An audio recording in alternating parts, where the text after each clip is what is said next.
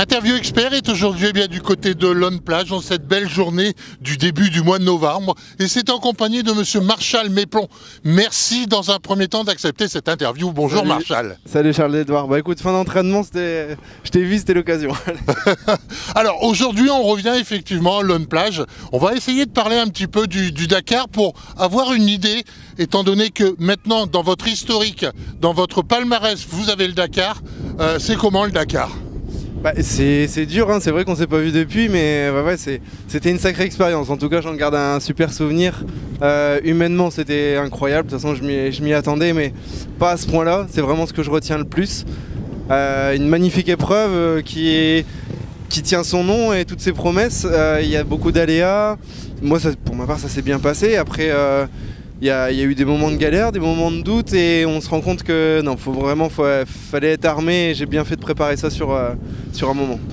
La difficulté, elle est là, hein, c'est sûr. Après, il y a un paramètre qui, moi, personnellement, était un peu difficile à accepter, c'était la notion de vitesse qui est vraiment démesurée par rapport aux courses de sable et par rapport aux autres rallyes que j'ai pu faire. Même, ça va très très vite, et autant sur une plage 150, 160, ça me dérange pas, mais dans le désert, sans rien voir, et ouais, c'est vraiment difficile. Il y a beaucoup d'engagement en tout cas. Est-ce qu'on a franchement kiffé au Dakar, ou est-ce qu'on se dit c'était vraiment très difficile, le pilotage? Est-ce qu'on a vraiment profité du paysage? Ouais, par contre, ouais, les paysages, l'organisation, les rencontres avec les gens, les pilotes, l'entraide, tout ça à fond. Mais tout ça, ça a rempli énormément de positifs. Après, sur la moto, je peux pas en dire autant. Il y a eu des moments où c'était top, forcément. Ouais. Toute la partie dune, j'ai adoré. Et les parties cailloux, comparé à ce qu'on voit à la télé, il y en a énormément. C'est vraiment le moment le plus difficile sur le Dakar, c'est les cailloux. C'est se dire, le but, c'est de ne pas chuter. Bah ouais, je suis pas enduriste de base, ici dans le Pas-de-Calais on n'a pas trop de cailloux, donc pour s'entraîner c'est difficile. L'entraînement c'est la course, la navigation, il faut tout de suite 2 jours pour se remettre dedans. Donc toujours un peu délicat, et bon, il y a qu'à la fin de la première semaine, ça y est, j'étais chaud et je me suis lâché la deuxième, il y avait plus de sable, donc c'était mieux, et pour ça la deuxième semaine, j'en ai gardé vraiment un beau côté positif. Et le soir, effectivement, quand on est entre pilotes ou quoi que ce soit, c'est quelque chose d'intense, ou est-ce qu'on est chacun chez soi, entre guillemets, dans sa petite tente ou quoi que ce soit? Alors, on partage quand même pas mal, surtout au moment du repas, le soir. Il faut savoir, on rentre vraiment en décalé. Je pense que le dernier est rentré à 20 h quand moi je rentrais à 16-17, donc il y a vraiment un gap, et les premiers arrivent à 14, donc on se croise pas beaucoup pendant la semaine. Par contre, on croise souvent le collègue ou quoi avec qui on roule souvent, qui est là 2 minutes pas loin, 2 minutes derrière ou devant, et ça par contre on partage des bons moments. S'il y a un problème, tout le monde s'arrête, et ça c'est une vraie entraide dans le rallye. Mais au niveau de moto, c'est-à-dire que ce sont uniquement les personnes moto qui restent entre eux, qui sont dans un endroit, ou est-ce que vous pouvez effectivement rencontrer d'autres pilotes, que ce soit voiture, camion ou autre? Ouais, moi j'étais avec une assistance camion et voiture, donc j'étais pas trop mélangé avec les motos. Oui. Mais bon, ça va, on arrivait quand même à se voir. J'essayais de pas trop me disperser, de pas trop me balader, parce qu'on se concentre vraiment. Mais par contre, ouais, tout ce qui est bivouac au soir, le repas, le briefing, et le lendemain matin sur la ligne de départ, on va dire, là, on se rassemble, on n'est que entre motards, et là, c'est vraiment cool. On croise les rallyes GP qui sont vraiment aux top premières places, comme les gars qui sont au milieu de paquet, et ainsi de suite, donc c'est vraiment top pour ça. Bon, est-ce qu'au niveau pilotage, effectivement, vous avez appris beaucoup de choses pendant effectivement ce Dakar, ou c'est quelque chose qui ne vous a peut-être pas apporté ce que vous espériez? Alors ça m'a rigidifié un peu le pilotage, parce que sur une moto de rallye, c'est très lourd comme moto. Ouais. À forte vitesse on a vite tendance à se contracter, et je me suis rigidifié un peu, donc c'est pour ça fait du bien de refaire un peu de sable pour retrouver les mouvements, parce que on est très crispé sur la moto. Quand ça roule très vite, il faut se concentrer sur la navigation, il y a beaucoup de paramètres. Donc pour ça, ça fait plaisir de retrouver un peu de manière. On est content de revenir dans le sable? Ouais, franchement, mais voilà, 3 ans après, ouais, après ma dernière saison, 4 ans même, donc vraiment c'est top, je retrouve un bon feeling, j'avais vraiment coupé, et ça fait plaisir, en plus nouvelle monture, et et c'est reparti pour un Touquet. Entre le rallye du Maroc et le Dakar, est-ce qu'il y a une grande différence de pilotage ou de parcours? De pilotage, non, mais on va dire que le terrain de jeu, il est vraiment plus difficile. La course, elle est plus courte sur 5 jours, mais elle est plus intense, plus dure. Et alors que le Dakar, c'est vraiment une course d'endurance, il faut être là sur les 14 jours. Faut rentrer au soir tous les jours parce que c'est difficile. Il y a des journées qui peuvent très bien se passer comme d'autres où ça va être l'enfer du matin au soir. Et il faut savoir garder le cap. Mon mécano et l'équipe me disaient toujours pense à l'arrivée, il faut juste arriver au bout, c'était le principal. Le résultat, on s'en foutait et c'est ce qui a été empilé, donc nickel. Pour la suite, effectivement, vous allez reprendre la continuité du CFS ou pas? Oui, alors pas sur l'intégralité parce que ça y est, le championnat il est bien entamé maintenant, donc c'est tout. Je reviendrai pour Graillan et puis le Touquet. Ok, forcément. Bon, on va voir effectivement pour le Touquet, vous allez venir le cas échéant avec cette moto. Vous pouvez nous parler un petit peu de cette moto? C'est ça, alors tu as la chance de la découvrir, elle est toute neuve, elle a fait juste son premier rodage là aujourd'hui. Ouais.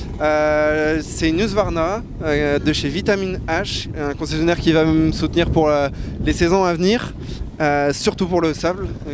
Donc du coup, j'ai la nouvelle 450 qui vient de sortir. Faut se réhabituer à ce petit gabarit.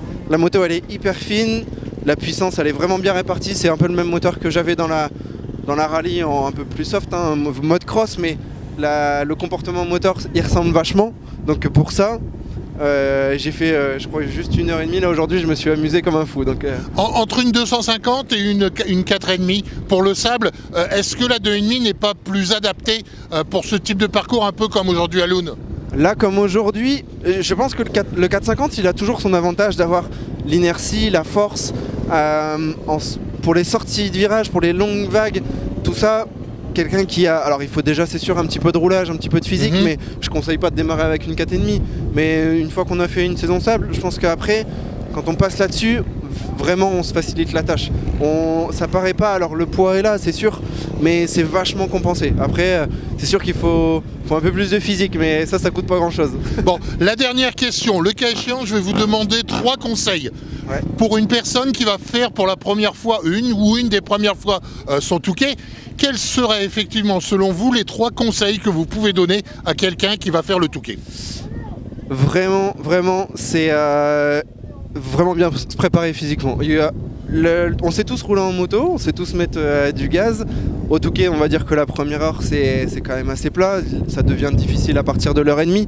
Et vraiment, de ce que j'ai pu retenir de mes 10 Touquets, c'est les meilleures fois où j'étais le plus préparé. Et même des amis qui roulent au-delà de la course, c'est vraiment le physique qui fait partie intégrante. Après le châssis, on a la chance d'avoir un terrain d'entraînement ici juste à côté, nous les nordistes pour s'entraîner, donc surtout pas commencer à partir dans des réglages, changer tout au dernier moment, ça faut surtout pas faire. Une bonne base avec laquelle on a trouvé, on va dire, un petit équilibre. J'ai toujours préféré m'adapter au circuit et aux conditions de course que de changer toute la moto et se dire ah non le sable il va être comme ça, la base il faut la laisser, après le pilote doit s'adapter. Ça c'est... pour le deuxième conseil, et le troisième c'est une bonne préparation, forcément en amont, tout ce qui est venir au moins s'entraîner et être régulier dans la préparation, ne pas couper et s'entraîner. Et pour la ligne droite, le départ, la ligne droite, c'est le moment le plus spécifique et vraiment très, très intensif, la ligne droite. Ouais, et il faut se dire de toute façon pour tout le monde, c'est un moment de stress et d'adrénaline assez intense. Alors c'est vraiment différent de quand on part vraiment en première ligne ou en troisième ou cinquième. Pour avoir testé les deux, c'est vraiment chaud derrière, donc il faut pas s'exciter. C'est pas là où la course se gagne, par contre c'est là où elle peut se perdre. Donc autant laisser filer, se mettre vraiment au maximum sur les côtés pour essayer d'avoir de la visibilité. Et puis garder son cap et puis ça va bien se passer. Justement au niveau départ, vous préférez effectivement partir côté mer ou côté terre? J'ai toujours privilégié le côté mer, côté dur, par souci de performance on va dire, d'aller chercher du grip, mais ça s'avère pas à chaque fois payant. Par exemple sur des plages comme à Osgore, c'est très compliqué parce que la marée remonte très vite, donc je me suis déjà fait avoir 1 ou 2 fois. Et il y a des plages, il faut savoir tâter avant. Pendant la course, il faut pas hésiter à se dire bah, je change de trace, c'est tout. Normalement le meilleur côté c'est le dur, mais c'est pas une réalité à chaque fois. Bon, le cas échéant, le Touquet, vous aimeriez faire quoi? Dans les 10 premiers? Non, là, je suis un peu optimiste. Non. Honnêtement. Dans les 20 premiers? Même, ce serait vraiment déjà quand je vois Je suis venu voir la course ici à Loun, c'était une des premières fois que je la regardais de l'extérieur. Et vraiment le niveau il a énormément progressé. Et de toute façon c'est normal, c'est cyclique, il y a des jeunes qui arrivent. Nous bah, on n'est pas des anciens mais on n'est plus autant performants, je m'entraîne plus que pour ça. Donc non, si déjà on verra le résultat. Franchement c'est pour ça que je vais à Graillan pour me tester un coup et après le Touquet ça fera. Vous voyez qui cette année pour gagner le Touquet? Bah, je miserais une petite pièce, on va dire que je souhaiterais que ce soit Milko. Milko il le mérite, il mériterait de raccrocher une 4e. C'est vraiment ce qu'il recherche depuis longtemps. Bah ouais, et puis il travaille énormément pour. Après il a de la concurrence en face. Aujourd'hui je vois un Jeunot qui arrive à dimanche à 14 h dans les trous. Bah, il n'y a pas de secret, hein. Il faut rouler dans un terrain compliqué. Entraînement difficile, course facile. Ok, on se retrouve au Touquet? Allez, avec plaisir. Merci. Salut. Bien.